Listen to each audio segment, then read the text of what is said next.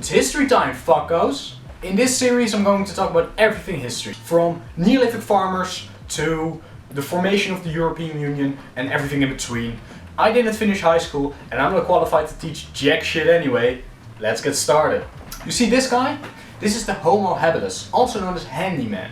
And a handyman he was. He lived 1 to 3 million years ago in mostly southern and eastern Africa. And he used to make stone tools. This isn't the first time that humans made stone tools. We have found, and by we I mean people more capable than me, stone tools that were probably made by this buddy. But we won't focus on this guy because I cannot pronounce his name. I put humans between quotation marks because being human is a weird definition. According to some scientists, being human means that you have a cranial capacity, which means brain volume, of around 600 or more cc, cubic centimeters. But a Homo habilis skull that we have found, called KNM-ER1813, you don't want to know how many takes that took me, had a cranial capacity of around 510 cc.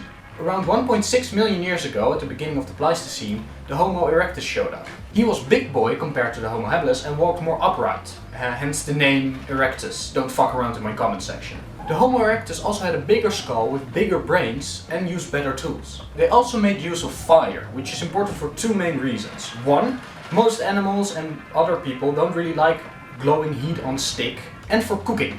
Cooking the meat that the people hunted made their brains bigger over time. Now the question is, were there like Homo erectus that were like, yo bro, I'm not gonna use fire, that's cringe. The Homo erectus also migrated to Asia and Europe instead of the Homo habilis who stayed in Africa. The Homo neanderthalensis popped out of the ground around 200,000 BCE and was shorter but smarter than the Homo erectus. The Neanderthals used better tools and probably were more social. Archaeologists have found bodies of Neanderthals accompanied with tools and also pollen samples from flowers. The Homo neanderthalensis died out around 35,000 BCE. We're not really sure how and when. Either they were killed by something or someone, maybe some interbreeding with other races of humans, or maybe they moved to Mars, we may never know. And it brings us to us, Homo sapiens. We arrived around 100,000 BCE and had really big brains. We used our big brains to make tools out of stone, plants, bones and other animal parts. We used to make water balloons out of pig bladder. Do whatever you want with that little fag.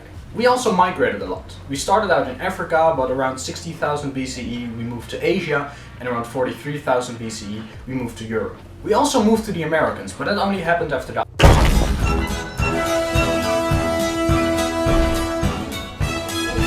The Great Ice Age ended till around 30,000 years ago and ended the Pleistocene. Because there was a lot of ice, there wasn't a lot of water.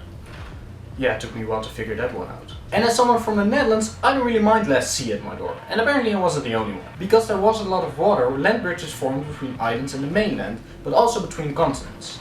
And that's how Homo sapiens moved from Siberia to the Americas. As I said earlier, the first Europeans arrived around 43,000 BCE. For example, in France there were nomads, which is basically a group of people that hopped from place to place looking for food. They also made cave paintings, like this one in Lascaux and these ones in Italy.